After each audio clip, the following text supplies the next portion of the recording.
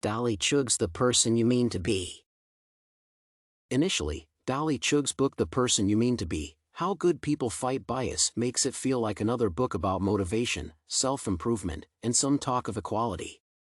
However, after reading it, there is a clear feeling that Dolly Chugh could do excellent psychological research and transfer human prejudices from the unconscious to the realm of awareness.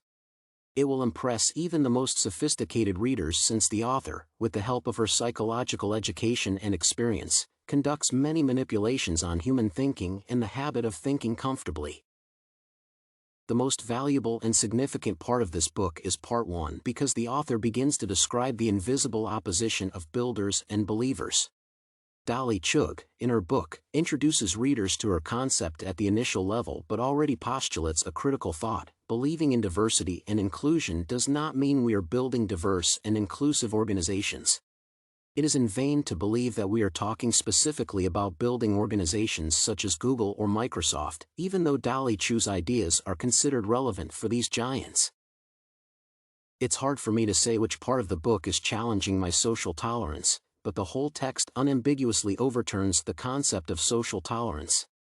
In addition, I am sure that this book is devoted not so much to issues of racial or gender injustice as, in general, to psychology and ethics.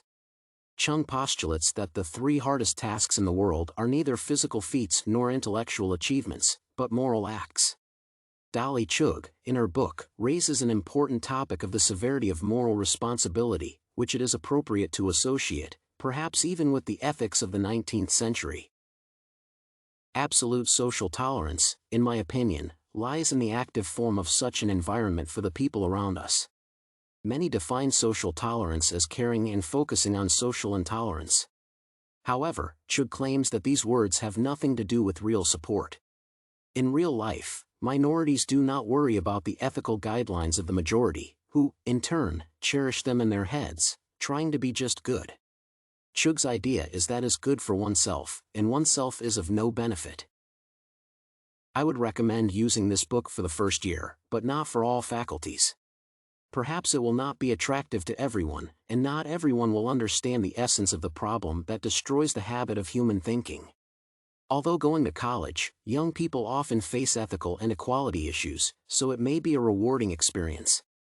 As I finished reading this book, I remembered Hannah Arendt's The Banality of Evil. I am not unequivocally sure that the connection between the ideas of these two women is obvious, but I think that Adolf Eichmann's excuses based on the desire to be good can find a correlation here.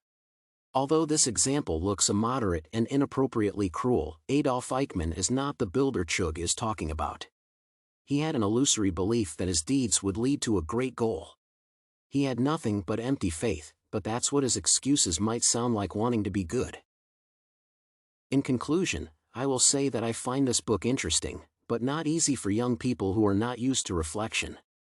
This book breaks down the habits of thought and the habit of making excuses for your behavior with family, friends, and strangers.